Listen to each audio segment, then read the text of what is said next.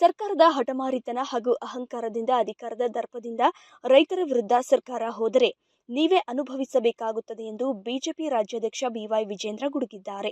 ಇನ್ನು ತಾಲೂಕಿನ ಸುಂಕಾಪುರದ ಬಳಿ ಹೇಮಾವತಿ ಲಿಂಕ್ ಕೆನಾಲ್ ಕಾಮಗಾರಿಯನ್ನ ವೀಕ್ಷಣೆ ಮಾಡಿ ಮಾಧ್ಯಮದ ಜೊತೆಯಲ್ಲಿ ಮಾತನಾಡಿದ ಅವರು, ಇಲ್ಲಿ ನಡೆಯುತ್ತಿರುವಂತಹ ಕಾಮಗಾರಿಯೇ ಅವೈಜ್ಞಾನಿಕವಾಗಿದ್ದು ಅದರ ಸ್ಥಿತಿಗತಿಗಳನ್ನು ಸರಿಯಾದ ರೀತಿಯಲ್ಲಿ ಅರ್ಥ ಮಾಡಿಕೊಳ್ಳದೆ ಯಾರೋ ಒಬ್ಬರಿಗಾಗಿ ತುಮಕೂರು ಜಿಲ್ಲೆಯ ನೀರನ್ನ ಕಿತ್ತುಕೊಳ್ಳುತ್ತಿರುವುದು ನಿಜವಾಗಿಯೂ ಅಕ್ಷಮ್ಯ ಅಪರಾಧವಾಗಿದೆ ಎಂದು ವಿಜೇಂದ್ರ ಸರ್ಕಾರದ ವಿರುದ್ಧ ಕಿಡಿಕಾರಿದರು.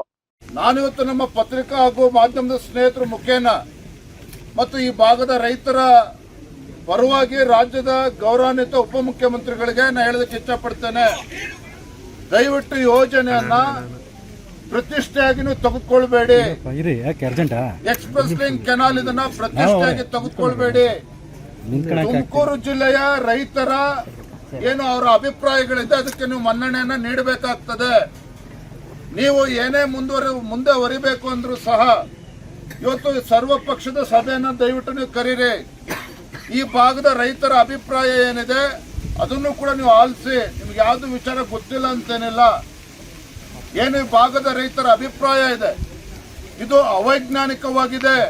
ಈಗ ತಾನೇ ಸುರೇಶ್ ಗೌಡ್ರು ಹೇಳಿದ್ರು ಅವೈಜ್ಞಾನಿಕವಾಗಿದೆ ಅಂತೇಳಿ ಎಲ್ಲರ ಅಭಿಪ್ರಾಯ ಕೂಡ ಇದೆ. ಮತ್ತೊಂದು ಕಡೆ ಯಾವುದೇ ಒಂದು ಅಹಂಕಾರದಿಂದ ಯಾವುದೇ ಒಂದು ನಿರ್ಧಾರವನ್ನು ರಾಜ್ಯ ಸರ್ಕಾರ ತೆಗೆದುಕೊಳ್ಬಾರ್ದು.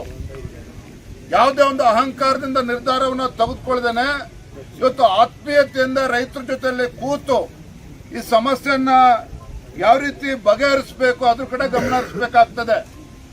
ರೈತರ ತಾಳ್ಮೆಯನ್ನ ಪರೀಕ್ಷೆ ಮಾಡೋದಕ್ಕೆ ಹೋಗಬಾರ್ದು ರಾಜ್ಯ ಸರ್ಕಾರ.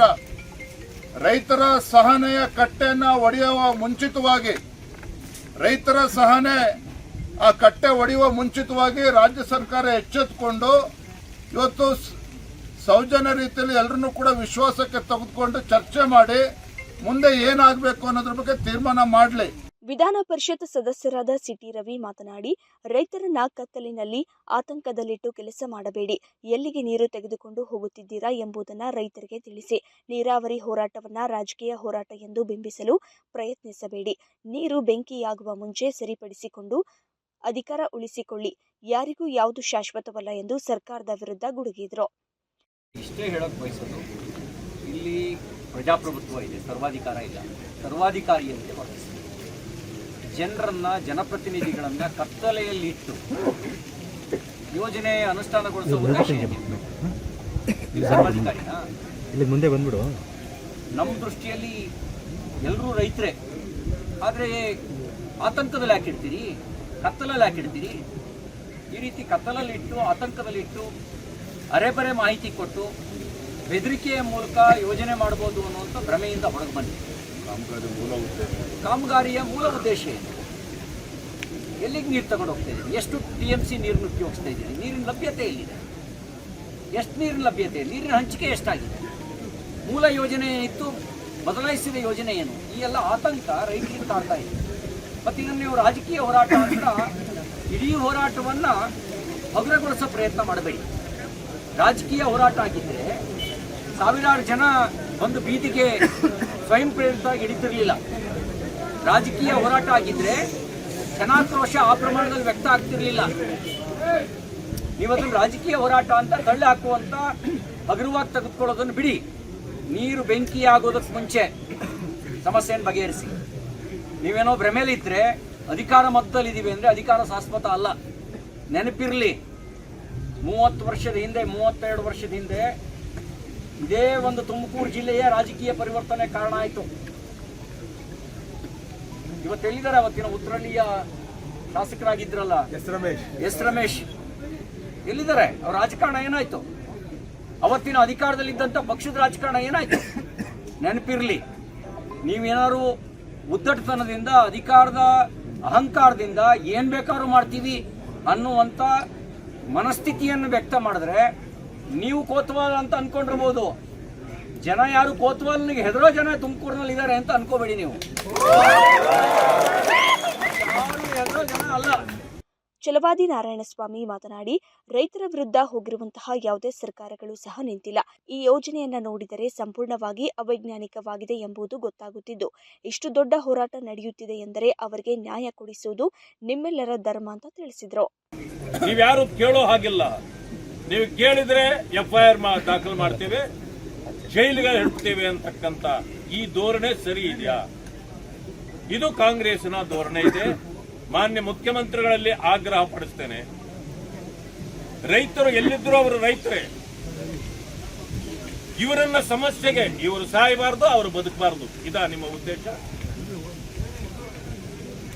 ಇದನ್ನ ನಿಲ್ಲಿಸಿ ಮೊದಲು. ಅದಾದ ನಂತರ ಇವತ್ತು ರೈತರು ಏನು ಹೋರಾಟಕ್ಕೆ ಹೊರಟಿದ್ದಾರೆ, ಇಲ್ಲಿ ಕಾಂಗ್ರೆಸ್ ರೈತರು, ಬಿಜೆಪಿ ರೈತರು, ಜನತಾದಳ ರೈತರು ಅಂತಿಲ್ಲ, ಅವರೆಲ್ಲ ರೈತರೇ.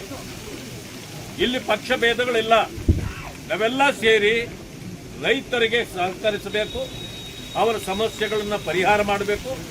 ಆ ಕಾರಣದಿಂದ ನಾವೆಲ್ಲರೂ ಬಂದಿದ್ದೇವೆ. ನಾವು ಯಾವುದೇ ಪಕ್ಷಕ್ಕೆ ಸೇರಿದ್ರೂ ಕೂಡ ರೈತರ ಪರವಾದ ಹೋರಾಟಕ್ಕೆ ನಮ್ಮ ಸಂಪೂರ್ಣ ಬೆಂಬಲ ಇದೆ. ಇದನ್ನ ಅರ್ಥ ಮಾಡ್ಕೊಳ್ಳಿ.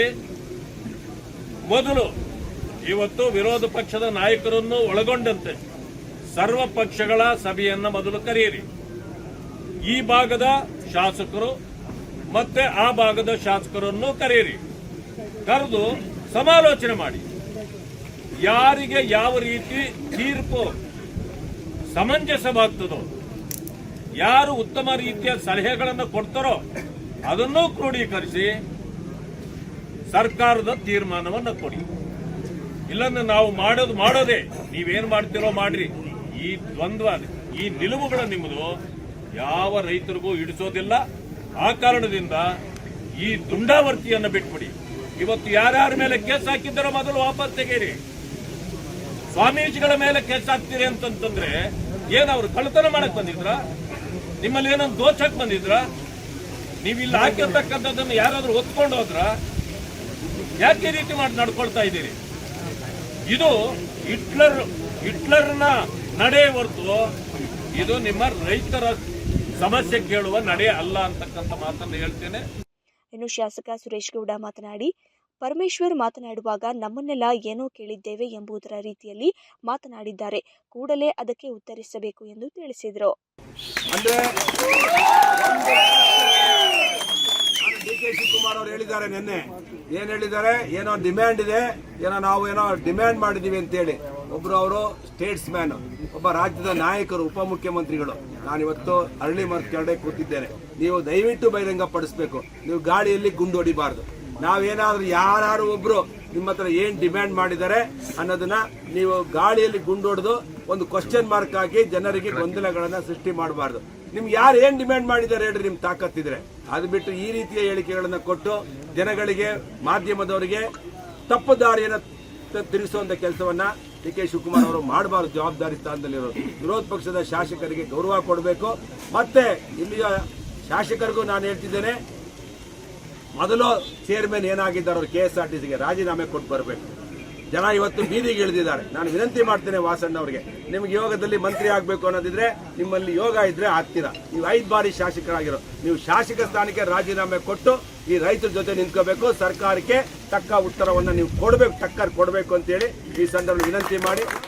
ನಮ್ಮನ್ನೆಲ್ಲ ಏನೋ ಕೇಳಿದ್ದೇವೆ ಎಂಬುದರ ರೀತಿಯಲ್ಲಿ ಮಾತನಾಡಿದ್ದಾರೆ. ಕೂಡಲೇ ಅದಕ್ಕೆ ಉತ್ತರಿಸಬೇಕು ಎಂದು ತಿಳಿಸಿದರು. ಇನ್ನು ಇದೇ ಸಂದರ್ಭದಲ್ಲಿ ಶಾಸಕ ಜ್ಯೋತಿ ಗಣೇಶ್, ಜಿಲ್ಲಾಧ್ಯಕ್ಷ ಹೆಬ್ಬಕ್ಕ ರವಿ, ಮುಖಂಡರಾದ ST Dilip Kumar, BS Nagaraju, Chandrashekhar Babu, NC Prakash, ಪಂಚಾಕ್ಷರಿ, ಭೈರಪ್ಪ ಸೇರಿದಂತೆ ಹಲವು ಮುಖಂಡರು ಇದ್ದರು.